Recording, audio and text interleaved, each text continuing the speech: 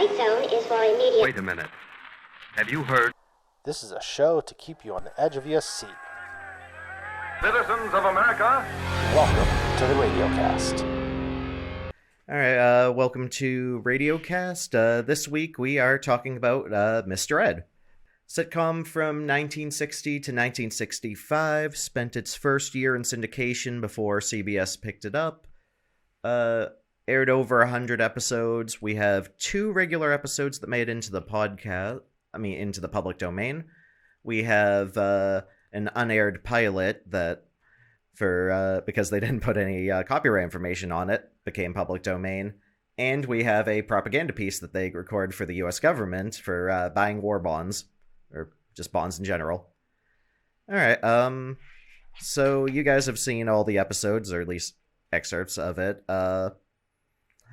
Let's start with the pilot. What did you guys think of that? Oh man, I guess I'll start here. Personally, I thought the pilot was... Well, I watched the pilot last after watching the first 2 episodes, which are actual episodes, I guess you could say, of the show. I thought it was different. It was just a different tone. Right off the bat, you had like immediate public display of affection. Like they were kissing right on the front stairs, and it was like that wasn't a thing in the other 2 episodes I saw. So I thought that was interesting. Also, it was just the whole vibe was different, but the story I thought was probably similar to how they did it in the real one. I know we didn't watch the actual pilot, but I would assume it went relatively similarly. Yeah, that's why I was reading. It was pretty much the same script. Got you. Yeah, okay. What do you think? What do you guys think, though? It's hard to talk about without the other 2 for context, because I watched them in the same order that you did, and it's a very different chemistry between the characters, and I don't think it works quite as well. The regular show has like this kind of aw shucks kind of like 50s, 60s, early 60s kind of vibe to it, and this one felt very like it didn't have much of a tone or an identity to me. It was very flat and very kind of... Yeah, I don't think they knew what they were doing yet. No, Certainly not. Yeah, I think that's probably because, especially in pilot episodes, it just shows trying to figure out what their tone and identity is. And yeah, this was not...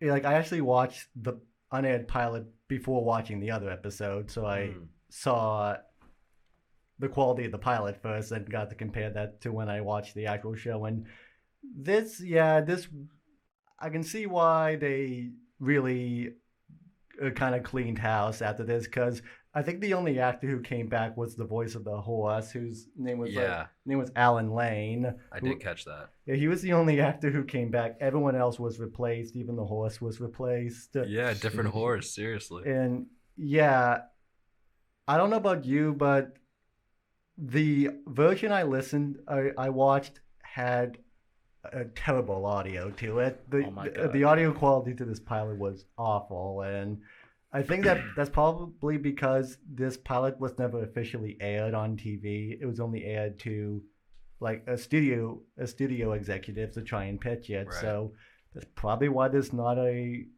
good copy of it existing.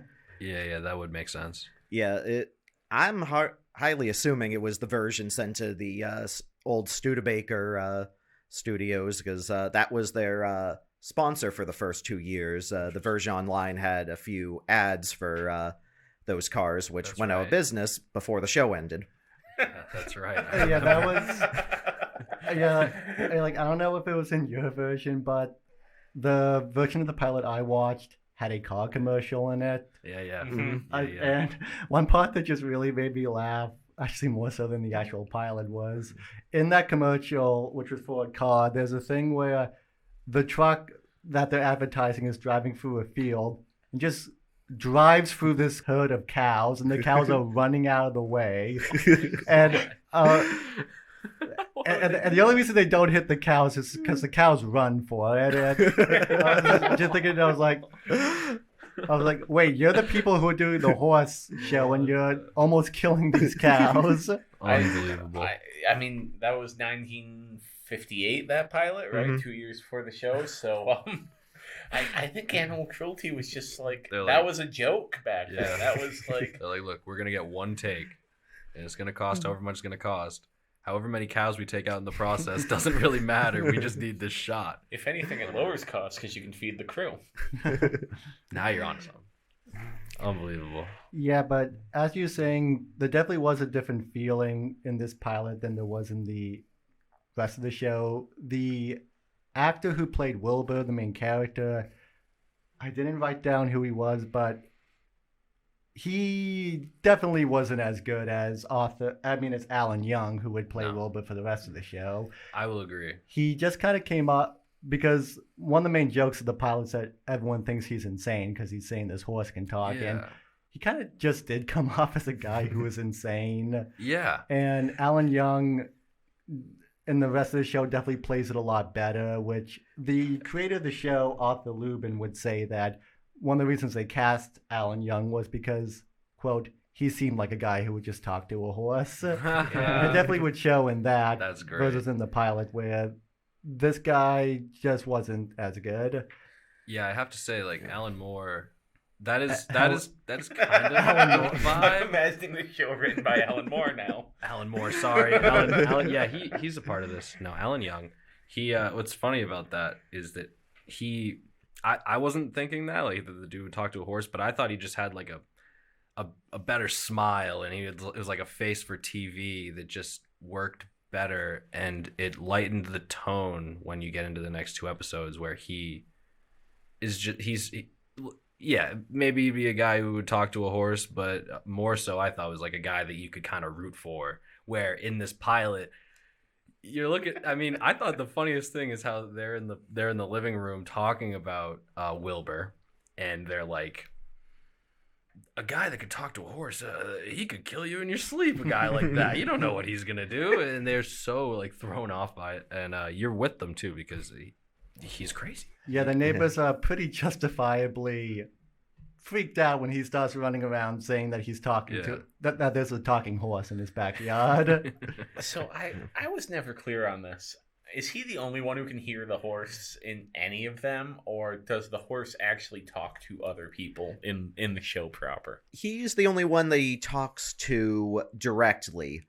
Apparently, there's some episodes where he talks to children, and they just lampshade it as who would believe a kid saying Sure. that there's a talking horse. And he does talk to people on the phone. That's But- right. Yeah, That's we right. we see that in the Bonds episode, and I did read Yeah. that this pilot was really the only like the main focus of the pilot is Wilbur kind of trying to convince people that Mr. Ed the horse is talking, and I read that this was the only real time in the show that Wilbur tries to convince people the horse can talk, and because after this pilot he's just kind of okay with it and isn't really trying to convince anyone, which just in terms of storytelling sounds like a better choice, because if every episode of this show was just him trying to convince people this horse can talk, that would get repetitive very quickly. Yeah, pretty stale. I would Yeah. agree.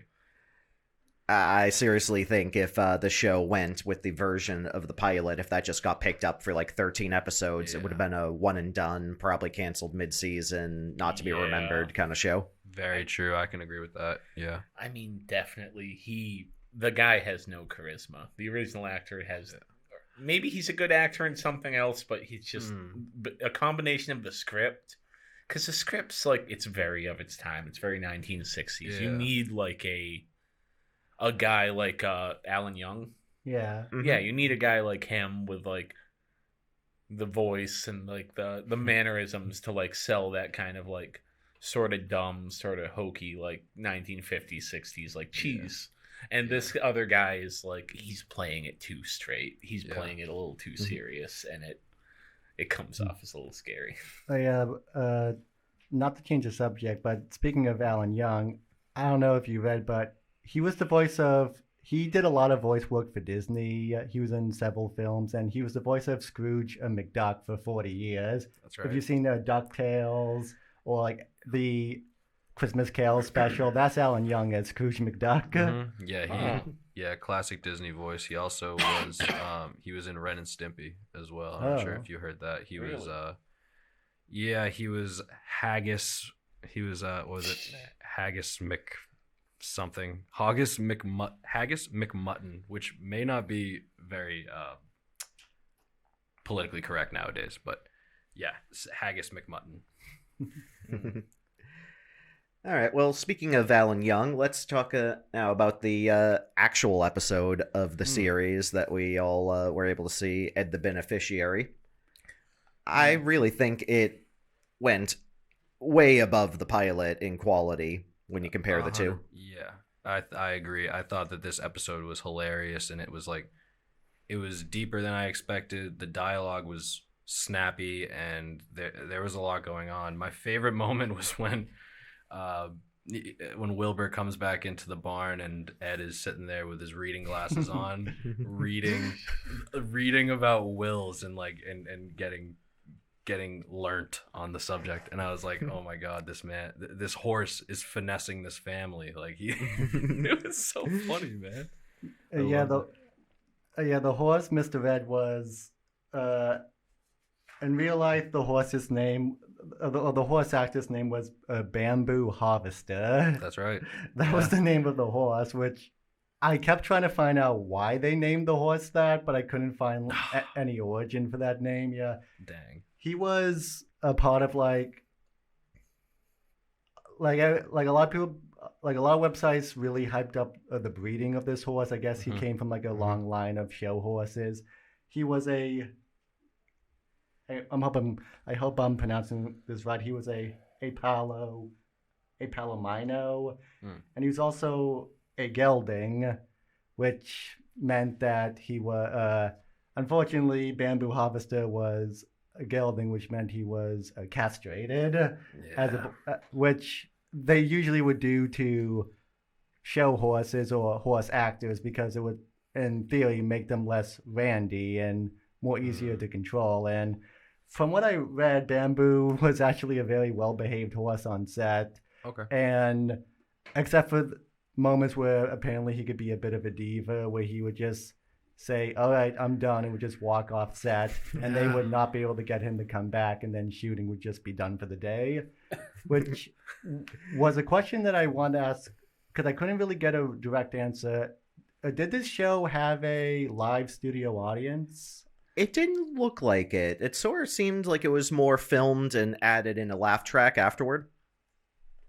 Yeah, because that's what I was thinking, because I know in the Dick Van Dyke we talked about that episode with all the animals, how it was quite obvious there wasn't a whole lot of animal training going on with those animals, and there seemed to be a live studio audience for that. For this show, it kind of seemed like it'd be harder to have a live studio audience because you have a horse who's clearly well trained, but it's still a horse. That's right. Who knows what could go wrong with that, and also a lot of the jokes from the horse come from the actor voicing him, and I don't think, and those lines were dubbed over, so I don't know if the actor was on set reading them out loud, because I don't think a live studio audience would be reacting to those lines. How were they able to get, I could be way off and like even asking this way, how were they able to get the horse to like perform like that? I mean, it's like, Alan does his lines and then the horse's mouth starts moving. I mean, that's not visual effects. Yeah, there was several stories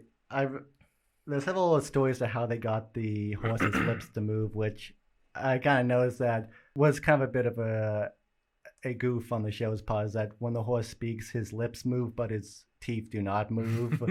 I guess at first according to at first Alan Young would say that they would just put peanut butter in his mouth in between takes, but later he would walk that back.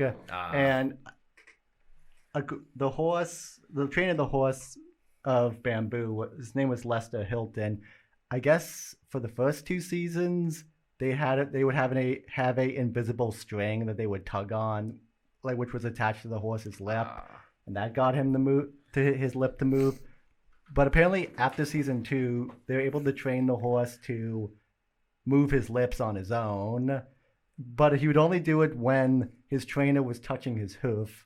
So anytime after season 2, when the horse is talking, the horse's train is just below the camera, touching the horse to keep it, Wow. and like that would signal him to move his mouth. After season 4, they just taught the horse to talk. It was easier. Yeah. They ended up saving money that way. That's funny. It was like Bamboo Harvester was in character because he knew like whenever Wilbur was around, that's the only time he was ever going to talk to anybody. It's like he just treated it like his trainer was. And what's up with him being a diva? He pulled like I was trying to think of an actor that has like funny moments of like just walking off the set that I could like compare him to, but nothing really came to mind. Most actors, when they're walk-off sets, they're not very nice about it. The horse seemed like pretty chill. He just left. He was done for the day. Yeah, I don't know. Yeah. I'll think of something. I'll come up with something for the end. You're not talking about Christian Bale storming off set? Oh, see, there you go. See, that's one. I was trying to think of maybe Christian Bale. I was thinking Tom Cruise, but I don't think he's ever done that. And there's the bit of Matt Damon like freaking out at this one intern that I thought of, but it's a bit, so it's like, dang, Mr. Ed's or Bamboo Harvester is an absolute diva. He was looking for more royalties in the show. He was looking to go to Hollywood, let's be honest. I do have to mention though, the scene with the doctor was quite funny. The doctor pretending to be a golf instructor. Mm-hmm. When he comes into the living room and somebody, who is it? Is this his dad who is like kind of pitching that the doctor is like a good, or that the golf instructor is like good? They're neighbors. Neighbor. Oh, his neighbor. Okay, yeah, okay. Because man, that was pretty funny, the way that physically he's like getting up on him and checking his heartbeat and all these different things. I thought that was pretty funny. Yeah, I definitely think that you could definitely see the improvement of quality between pilot and this. This was season 2 at some point. Okay. So, Big difference, yeah. I mean, so they'd already been going at it for a little bit, these actors and stuff. Oh, did y'all know that the wife's name I had written down right here, the actress, but I've lost it. Her name was Connie Hines. Thank I you. think. Yes, Connie Hines, who passed away in 2009. I saw she's from Dedham, Mass. Oh, really? Oh, Yeah, wow. she was from Dedham, Mass, and famously was not given a, this is all from Wikipedia, by the way, so if it's not true, I'm sorry. Famously was not given a part in her senior class play. Whoa. And I mean, she had a career on the TV screens and movie screens for quite a while, so I would say that she proved them wrong. What else was she in? Anything? Honestly, not much. Like she had her own television program, kind of like Alan did as well, but she like guest starred in a few different shows, but she didn't have as long or illustrious as a career as Alan Young, but at the same time had a bit of a career herself. The role in this show is most definitely the most prominent, not just of her career, but some say of Alan Young's career as well, but it's probably debatable. You know, that voice acting role is pretty iconic, like 40 years of Scrooge McDuck. Yeah. It definitely makes sense. I definitely have compared Mr. Ed to like modern day Nickelodeon. It definitely seems like this easily could be adapted for a kid's show. Like the idea, it's not that far from like Alf or something. Yeah, I mean, No. I immediately started thinking of, I just started thinking of The Mandalorian just because of how Pedro Pascal will act with, I know that's a toy, it's not a but acting with something that is not human, it's interesting. How do you get that to work? Alan Young did a very good job of that. I mean, the way that he acted with that horse, he acted like that was his best friend. You could tell there was chemistry there, so it was cool. Oh, certainly. Mhm. Yeah, I mean, for doing a modern reboot, it's a story about a guy who hears a horse talk and no one else hears it. Like, you could go in a completely psychological thriller. What was the show? You know what? It was, I think it was Harry Potter played like a dog, or No, it was With Elijah Daniel Wood. Radcliffe? it was Elijah Wood. Yes, it was. Oh, okay. Oh yeah, it was Elijah. What was that show called? Do you know what I'm talking about? Oh, it's on FX. I know It what was you're on talking about. FX, and it was like he had a dog who would talk to him, and like he was the Yeah. only one who could hear it. And it was Well, it they went in wasn't. the other direction. Well, technically, it wasn't really a dog. It was a guy in a dog costume. That's who he saw it as. Yeah. I think in the show it ends up being actually a dog, and he's just psychotic. Yeah, I know what show you're talking about. I do not remember the name of it for the life of me. That That was like an early or mid 2000s type show. Which do we want to transition from that, or do we want to hold off on that? Let's hold off. Okay. But that will come up. It's good foreshadowing. That's right. So after that, in season 2, the PSA we saw was sometime around season 3. Well, PSA seems like a little too light of a word. I would really say it was propaganda from the U.S. Treasury to buy bonds. I think they mentioned it once or twice during the 19-minute episode. Yeah, maybe just once or twice. Yeah, Maybe 3 times. like because we mentioned before that there was no laugh track on this episode, which that was probably a decision by the Treasury Department because it's supposed to be like a serious message about buying savings bonds, so they probably didn't want the laugh track of people laughing at laughing at the U.S. government. And I'll be honest, I think it made it funnier in a lot of moments. Like, to be like, how about the bit where he gets just floored by the door when he at the end of that scene where he's talking to his wife and he's like, you know what, you're right, and he goes to leave the door. I thought the scene was about to end, and then the door just comes flying open and the electrician comes through.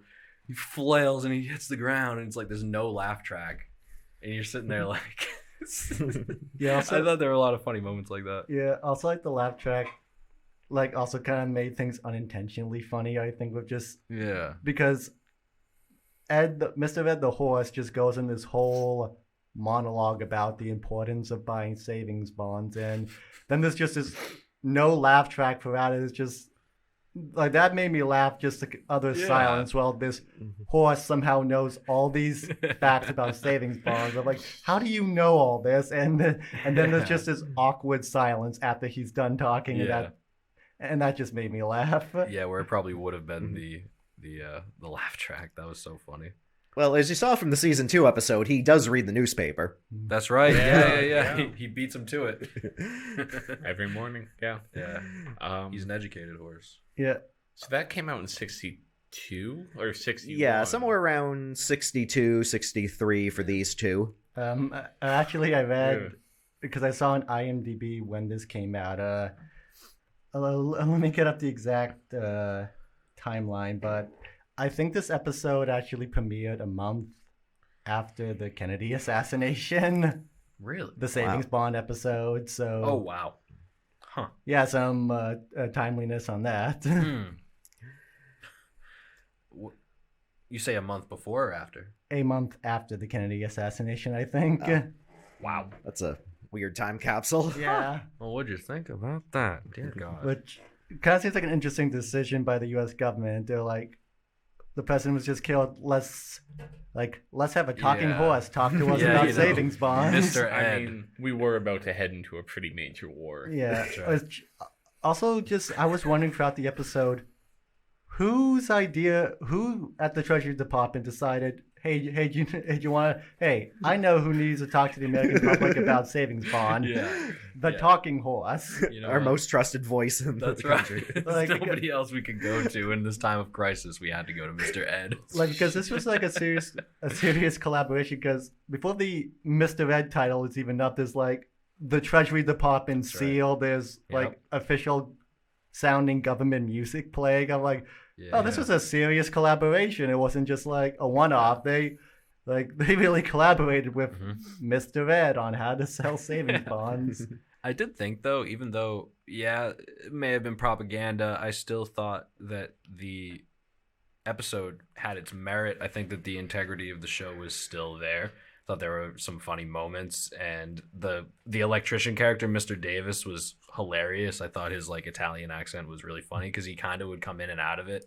It was very funny, and the way that he said in the middle of the scene, he's like, "Here, why don't you pitch to me as if I was trying to buy a bond and go."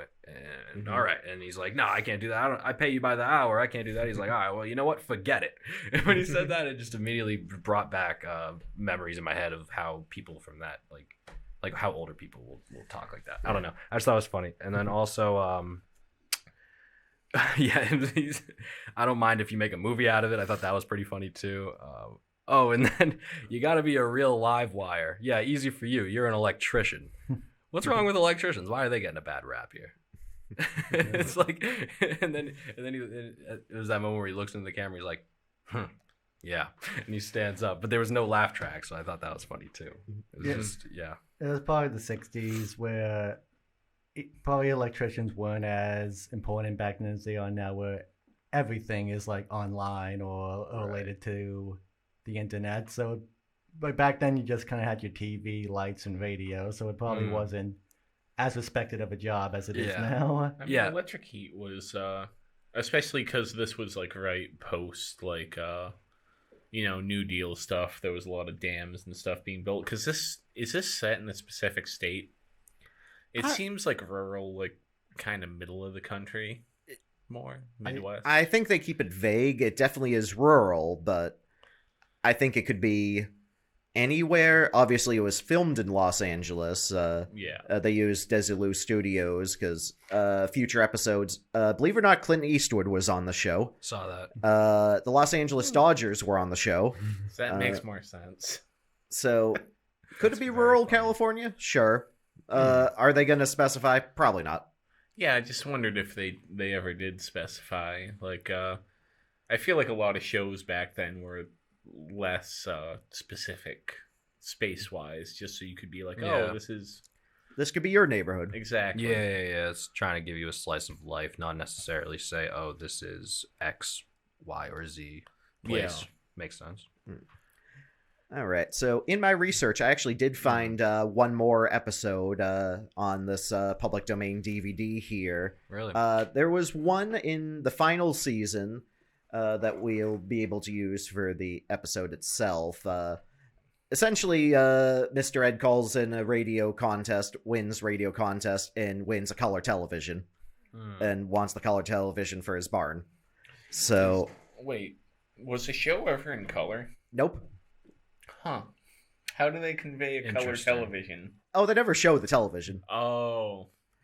I mean, you see the back of it, but you never see anything on there. But yeah, that is a good point. It's a black and white show talking about color television, just referencing technology newer than itself. Yeah, that they literally don't even have. It's not like they could, if somebody was able to get their hands on a color TV, it's not like they could actually provide them a colored episode of television. Yeah. Yeah. And the whole thing ends up like Mr. Ed gives the TV back to the family because in the end he realizes, oh crap, I'm colorblind. Oh my gosh. Okay. So that would have been, had we found that in time, the 4th episode for you guys. Yeah, and that's okay. Pretty much the summary. The neighbors left around season 3. The male neighbor died, and they brought in like her brother for a bit. I guess they bring in his sergeant from World War II as his new neighbor for season 4. And season 5, it's his wife's father is the foil. Huh. I wonder if there were any other weird influences to bring these characters on, like the army general. Mr. Ed, we used him for savings bonds before. Now we need people to sign up. Yeah, like Mr. Ed, like Mr. Ed does an army PSA. Yeah. Oh man, could you imagine if the show were still on like during the Vietnam era? I'm saying that'd be unbelievable. Join the draft. They would have gone right to Mr. Ed. The draft started in '65, so there is a little bit of Watch overlap out. right at the end there. No, they could have had another PSA. Yeah. Oh my Well, god. PSA: Don't burn your draft card. Well, it's kind of a sort of a connection to something involving Mr. Ed, because the show was created by Arthur Lubin. I don't know how to say his last name.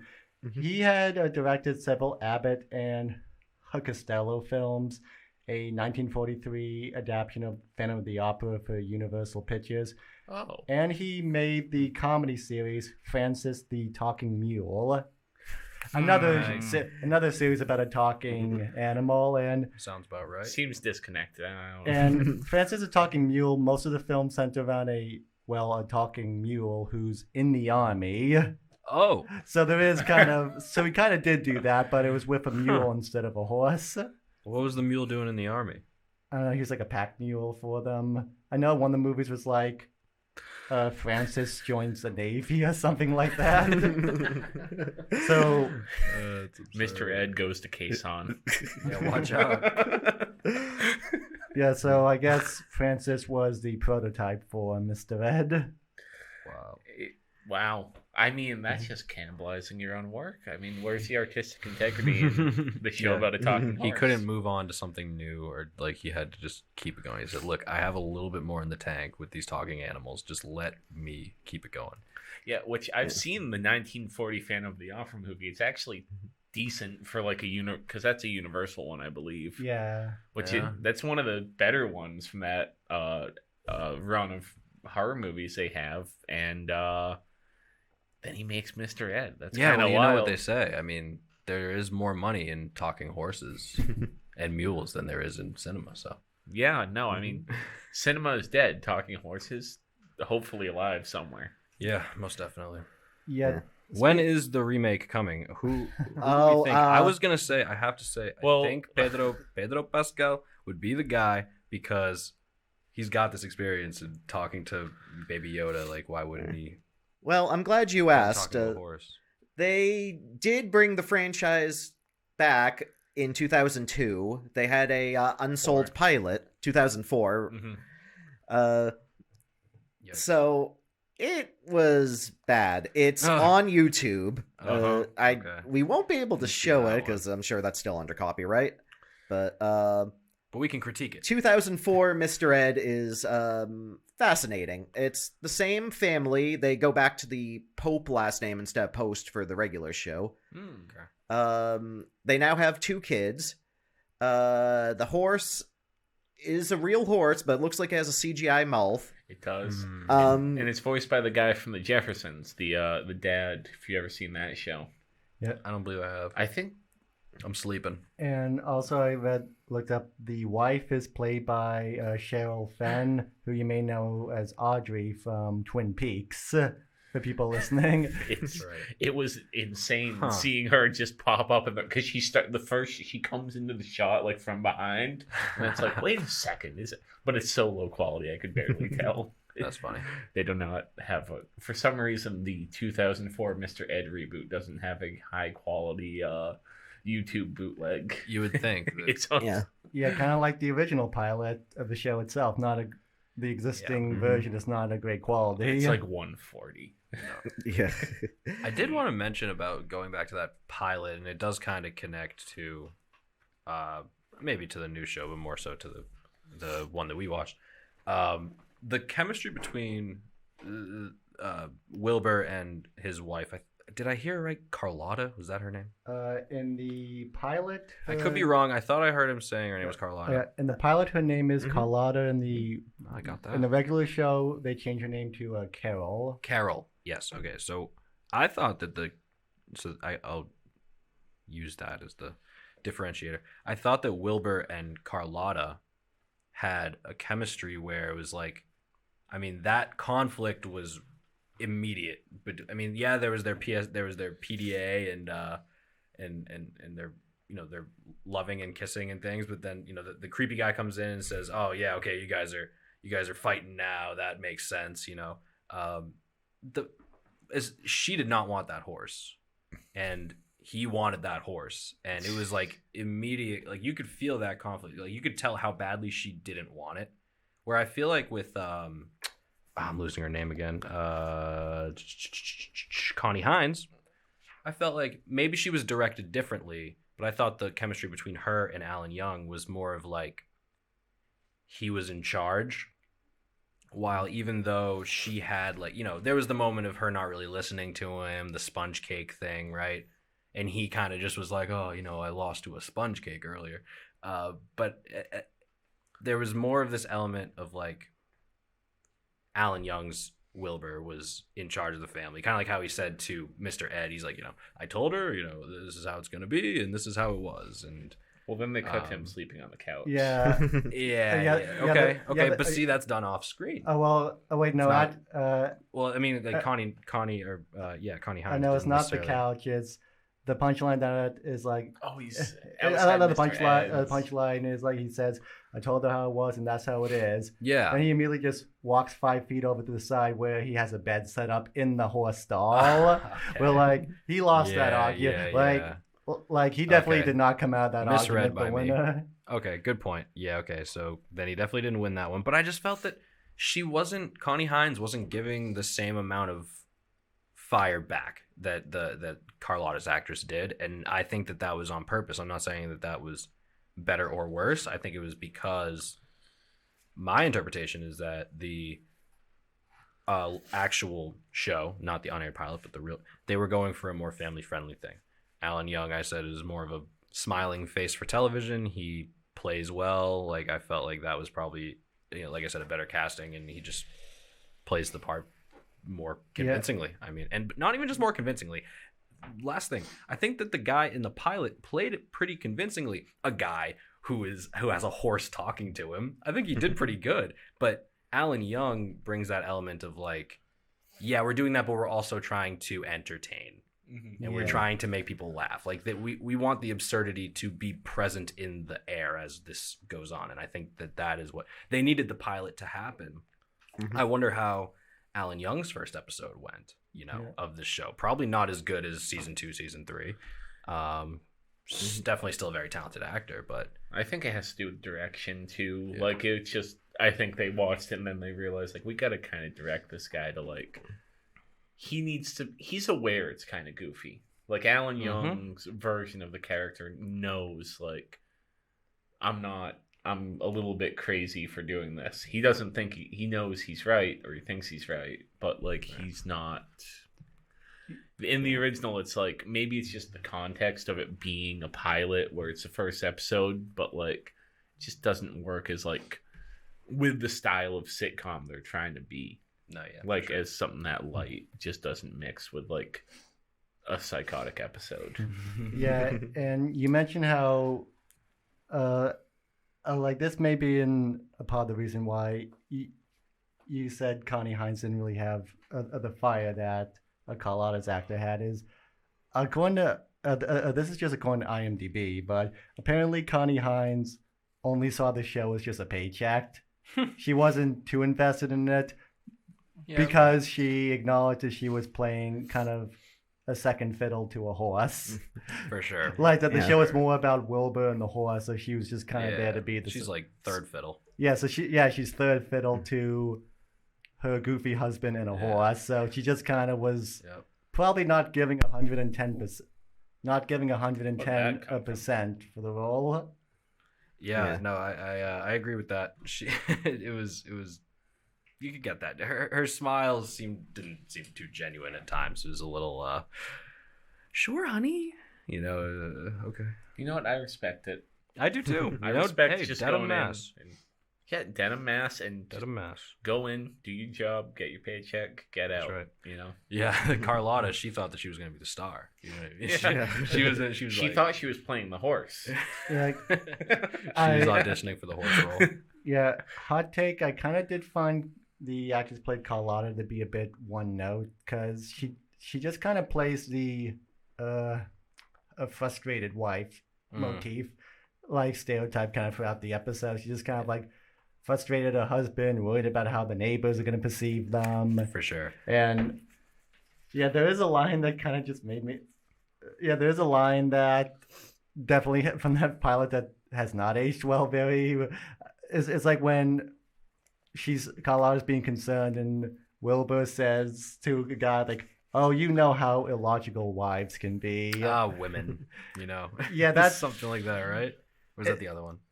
Like that was in the pilot. Okay, yeah. Where there's that line. There's a few other lines throughout the other 2 episodes we watched that definitely have not aged as well. There's this like in the Dick Van Dyke show. It's kind of there's not really a whole lot of. Well, except for some of the more childish humor that has aged pretty well. There were quite a few lines in Mr. Ed that, if we're talking about being politically correct, have not aged well. Because in Ed the Beneficiary, there's one joke that it's when Wilbur goes to his lawyer to have Ed added to his will, and and kind of the joke of the scene is that the lawyer does not understand doesn't know that Ed is a horse. He thinks he's a human. And so Wilbur's describing Ed, and he mentions that Ed only wears a blanket, and the lawyer's like, so he's an Indian. That's another line. That one stuck as soon as I heard. Yeah, like, whoa, you know what I I heard mean? that Like, line. I was whoa. like, Wow. yeah, this was definitely made in the 60s. Yeah, That line has not aged well. I was watching that with my wife, and right before that, I was like, I'm a little shocked how well this is aging. And then a minute later, then there we go. Spoke too soon. But for the most part, most of that script could be reused if they were to do another modern take, which we want to go back to the 2004 version. That would have been on Fox during an era of like Malcolm in the Middle, what was the Paris Hilton reality show? Jeez, I don't remember the name. American Idol. I'm just trying to think of like this is the era of Fox it would have been on. 24. 24, yeah. That was the show. Back to back, Mr. Ed 24. Mr. Ed guest stars on 24. Yeah, my He mom waterboards someone.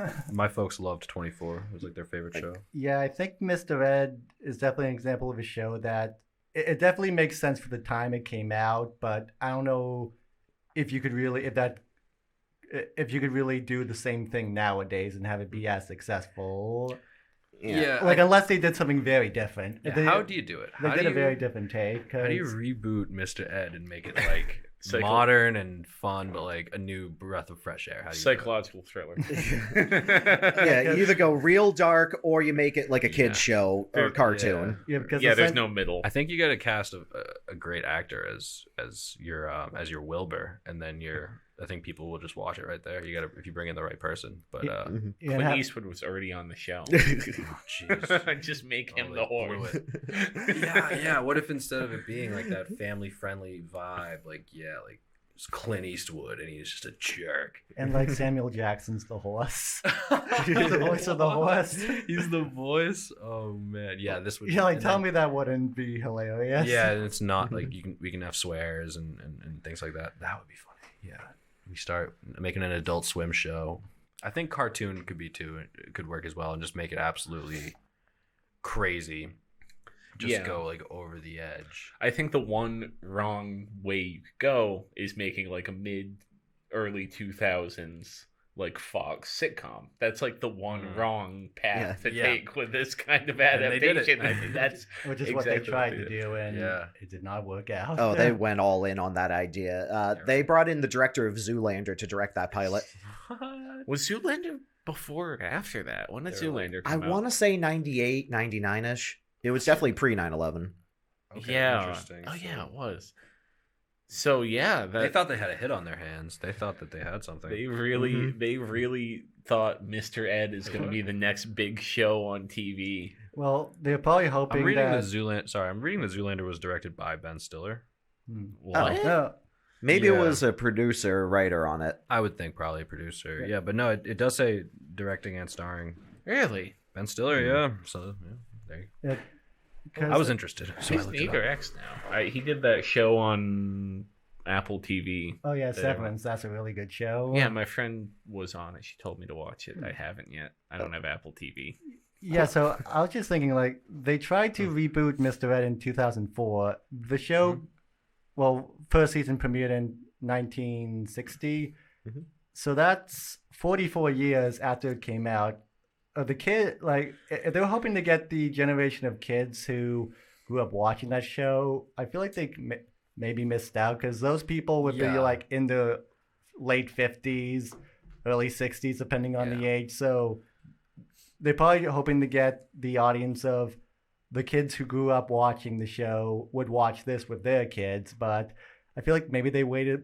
Yeah, I think they missed it. Like, I think the 90s would have been a better time because by then the kids who had grown up watching Mr. Ed would have their own kids who would be young enough to want to see a show about a talking horse. So I feel like they waited too long. Yeah, because then you had Alf in that era. You had Dinosaurs was like early 90s, I think. Like, you had a lot of like talking animal type shows or talking weird thing. It was like... Yeah. It might have fit in better, but it also might have gotten lost with all the noise. Like, with all that content It, going it on at the wouldn't same have time. it wouldn't have lasted more than a couple seasons. But Yeah. the thing is like, is there any good time for a Mr. Ed like revival? Is there a time where that's who a is market? truly asking for this content? I mean, It's very much a time capsule of the early 60s. I don't think any Yeah. show like this really would premiere. There's not going to be a Netflix reboot of it. no, I don't think so. There already is. You said it and you spoke it into being. Netflix has greenlit 2 seasons and canceled it after 1. just by mentioning it out into the air. Someone got an idea somewhere in California, and now Yeah. they're gonna do a gritty teen Is this room tapped? Seriously. remake. They're always listening. We got a computer in here. They can hear us. Netflix can. Yeah. Do you have Netflix on your phone? Oh crap! No, I don't. I don't pay for Netflix. Yeah, me either. There you go. Okay, so I feel like we're getting a bit off the rails. That's okay. Right No, now. we we're have trying to 15 figure out who minutes can- and we've talked about all 4 episodes. I'm trying to figure out how to bring Mr. Ed into the modern day, but I mean, we can leave it in the past if that's the best Yeah, case. not everything needs to be No. rebooted. It's No. interesting that they tried, but Yeah. yeah, it really doesn't work. Like, Mr. Ed in the 2004 version was like, oh, you gotta protect your daughter. The guy who she's trying to date is a jerk, and calls up the guy, threatens him, like, I'll have my hoof on your ass if you go do it. You get a scene of the horse just like trampling a jerk boyfriend. Like that would be actually crazy. Yeah. This whole time, I See, just now keep we're onto something. I just keep imagining Mr. Ed like in different programs. Like in 24, No. he's like running across the building to stop a bomb or something. Like Now we're talking. I'm just thinking the scene Full Metal Jacket in the helicopter. Mr. Ed is in the helicopter. Just add the horse to everything. Yeah. So, kind of going off of Mr. Ed in the modern day, do you guys kind of know how kind of how fondly remembered Mr. Ed it is, Just in general. like as a show? Because I remember like when I was telling my mom, who used to watch a lot of old shows, that we'd be doing Mr. Ed, and she was very excited when we did the Dick Van Dyke Show because she loved the Dick Van Dyke Show and Mary Tyler Moore. And when I told her we were doing Mr. Ed, her reaction was, "Oh, you mean that a stupid show with the talking horse?" So she, I don't know if she, I don't think Mr. Ed was for her. Right. I kind of agree with her. I think I'm in the same boat. I think it's Understandable. very, like Dick Van Dyke. It was like, the performances. There were so many good actors with such good chemistry that I think it was able to overcome its age a little bit. And this is not something that pushes beyond its era. This is something that lives in the time it was made and shown. And it does. I don't think it has. I think it like as a cultural reference, it exists. Like when you say Mr. Ed, they're like, oh, the talking horse. I knew that. I've never seen an episode of this show before today, and I'm honestly not going to watch it anymore. I'm with you. Yeah, I was trying to think. I'm like, maybe some inspirational elements here that could have like lasted. I mean, I don't know. Probably not.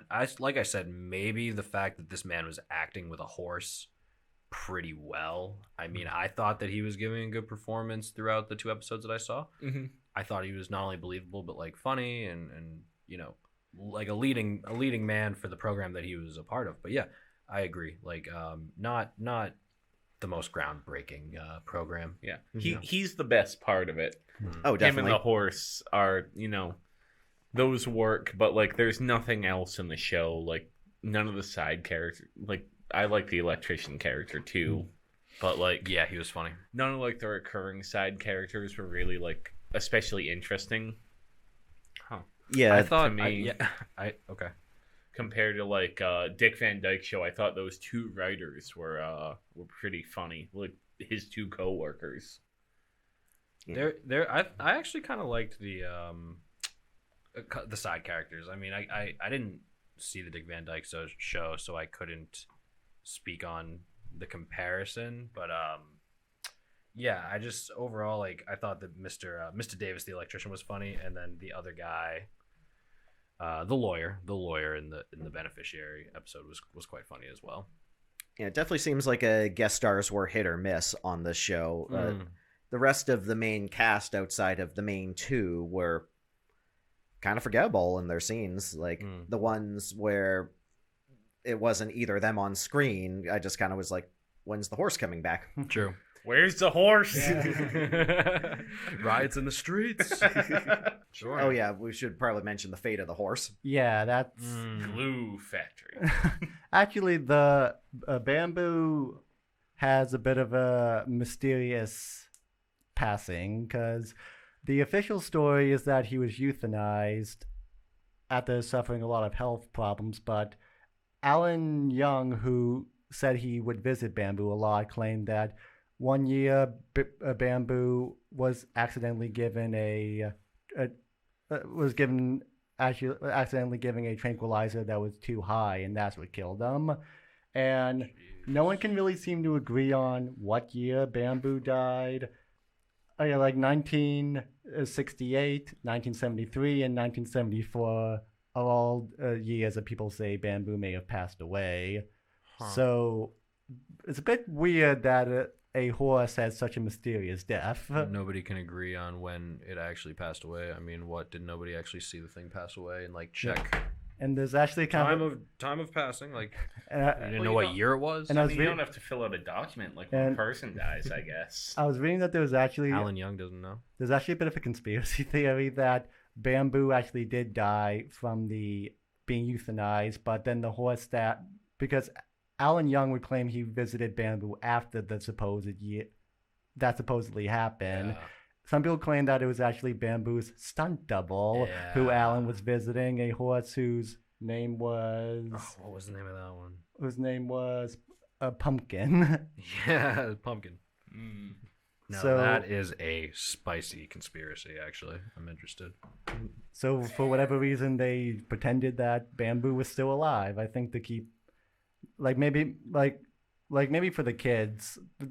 They didn't want the kids to find out that the magic horse had died. Because that was actually something throughout the show, is that the horse, because you probably saw that Mr. Ed was just, in the credits, they would just do Mr. Ed as himself. The voice actor, the voice actor of the horse was not credited for most of the show, I believe. He tried. Oh. At first, he was credited because they wanted to keep the mystery, because they wanted kids to believe it was actually the horse talking. Okay. And eventually, I know the voice actor would try and get himself to be credited, and I don't know if he was successful. So he like wanted people to know that this was his role, but the studio was like, no, we need the kids to believe in the talking horse. Yeah, they didn't So want you don't get your name in the credits. Yeah, they didn't want. We need to sell these automobiles to children. The only way we can do that and sell war bonds to saving fund the bonds. Vietnam War. Yeah, we can only accomplish these goals if children believe this horse on their pretty sure you TV can actually talk. Yeah, I'm pretty sure you could sue for that nowadays, like 100%, right? Like, Yeah. The guilds could are a not lot get more away- powerful Yeah. than they used to be. Yeah, you could not get away Especially with on something like that TV. in today's day of age. On streaming, you might be able to. Yeah. Streaming laws coming soon. Oh yeah. Hopefully. Well, that's how it always happens. Like, film is kind of a Wild West, and then they have the laws for that, and then TV's a Wild West, and they can do whatever, and then, they organize, they get unions, there's laws about that. Now it's streaming. It's new enough where, like, that's a big thing. Did you guys hear about, there was like a rom-com that they canceled on Netflix because it cost $120 million? It's like, Yeah. the reason it Why? because they had, like, I don't remember which actors, but they had, like, real actors in it. And unlike a regular movie, a streaming movie, you don't get residuals.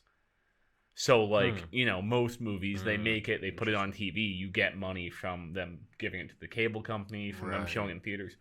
Streaming's Streaming, you not get the none same. of that. So basically, all these actors are like, okay, you need to pay me more up front since I'm making less than if I go do a theatrical movie. Wild.